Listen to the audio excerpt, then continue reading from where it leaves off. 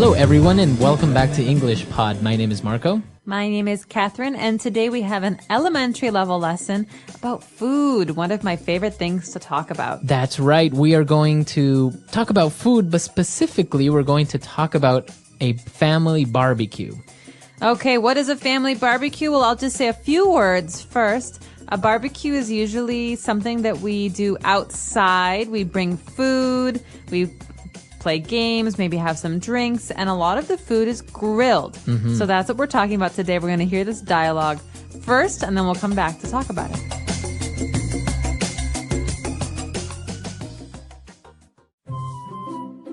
Is everything ready for the big family barbecue tomorrow? Yep, the steaks and chicken are marinated, and I also bought hamburger buns. We should also cook a couple dozen hot dogs and kebabs. Yeah, good idea. We could put some lawn furniture outside next to the grill. I also set up the tent outside so we can hide from the sun if it gets too hot. Great! I asked Grace to bring cups and serviettes, as she is also bringing 2 big coolers for the beers. This is going to be a great barbecue. Oh no, it's raining!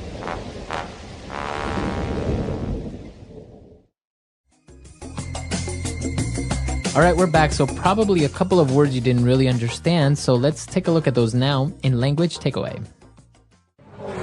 Language takeaway. Lots of food words, Marco. The first one is barbecue. We were talking about that a minute ago. A barbecue is something we do usually for a special occasion or for dinner. It's a summertime thing. You know, you go outside when it's warm and the entire family comes and we have food. Sometimes people even bring food. Right. And actually, as you mentioned, it's something that you do a barbecue. You have a family barbecue, but it's also a verb to barbecue something. So to cook meat on a barbecue. So that's cooking meat, not in a stove, not with gas.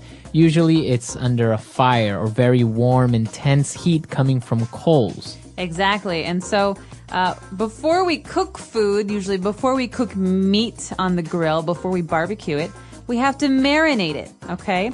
So in this situation, the steaks and the chicken are already marinated. Okay. So to marinate something which is a verb, or the steaks and chickens are marinated, which is an adjective.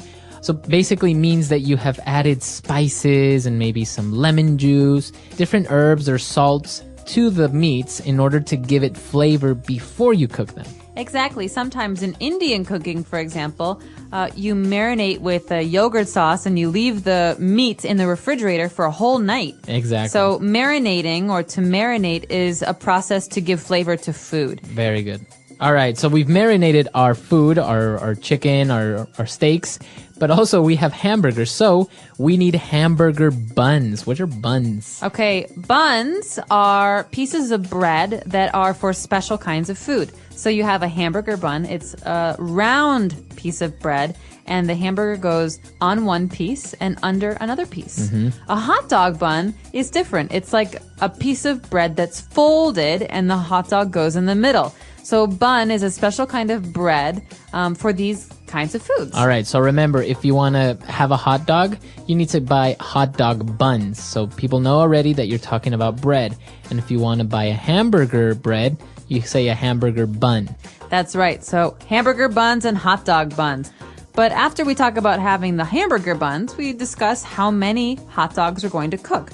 So the person says we should cook a couple dozen hot dogs. All right. So a dozen is 12 units of something.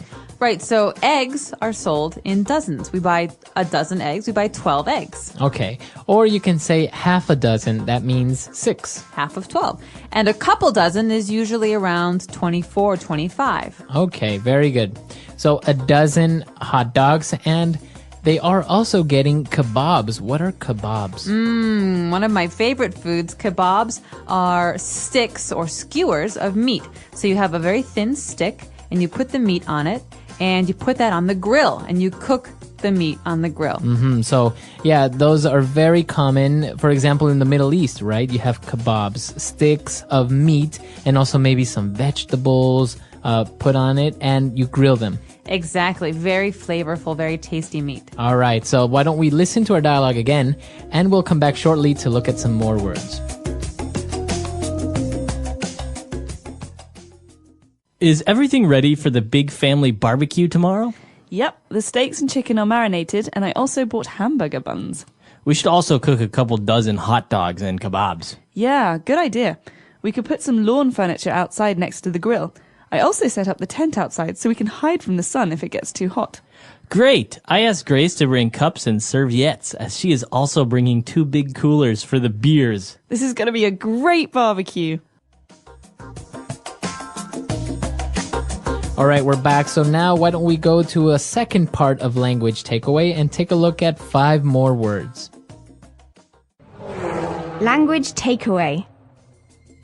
All right, the first word that we're going to look at is lawn furniture. So we're going to have lawn furniture outside. Okay, so before we even start thinking about food, we have to decide where people will sit at this barbecue.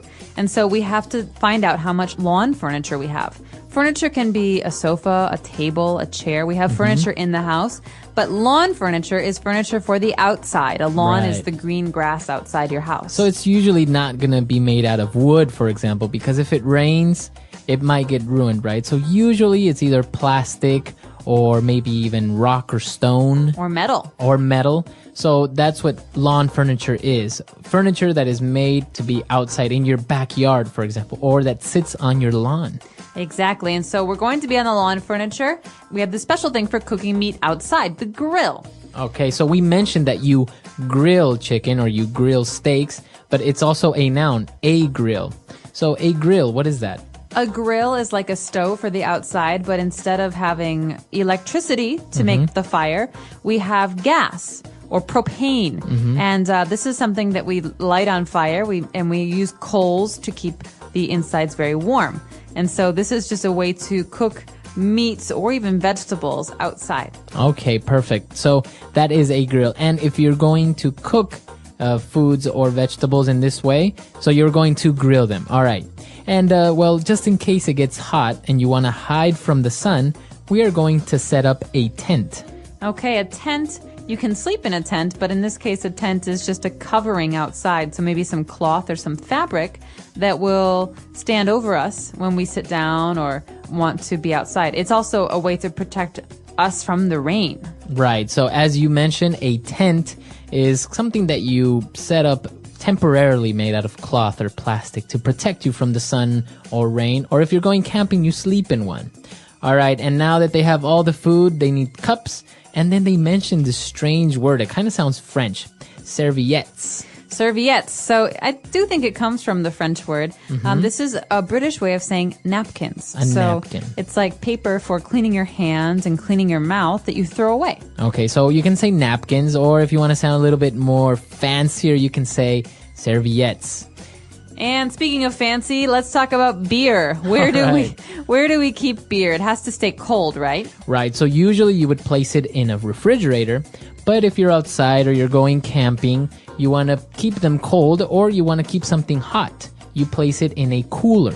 Okay, so a cooler is a plastic bin or a plastic box that we put all of the ice in and the drinks. So it's not just for beer, it's also for Coke and Sprite and all these different drinks. Right, so it's usually made to keep something cool, but as I said, if you want to keep something warm, you can also keep it in the cooler. It keeps the temperature of the foods. And the nice thing is that it's not electric, so you can use it anywhere. Right. All right, so that's all the words for today. Why don't we listen to our dialogue for the last time?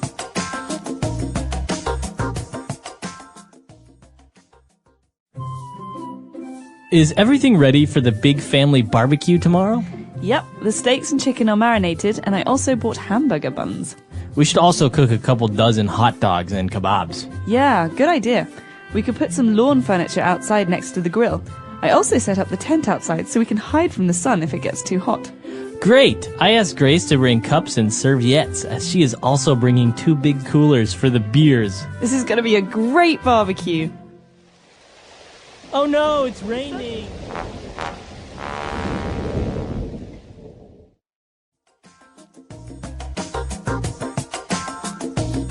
All right, we're back. So family barbecues and doing these things. Did you do these when you were young at home? Do you still like to do it? All the time. I love barbecues. It's one of my favorite ways to eat food. The nice thing about a barbecue is you get to sit outside and relax. And There's nothing better than nice, fresh grilled meat.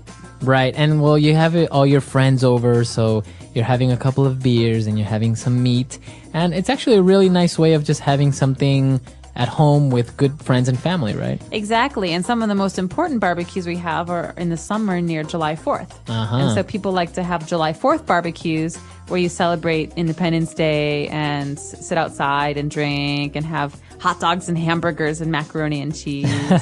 Actually, well, I was in Chile. I noticed that as well. Near their festivities for their independence, which is September 18th, a lot of people get together and have barbecues, and it's so popular that pretty much every house in the neighborhood you can smell somebody barbecuing on the weekend. You're making me so hungry. All right, guys. So if you have any questions, any doubts, or if it's common for you guys to barbecue back home, then why don't you send us a couple of comments at englishpod.com, and we'll see everyone there.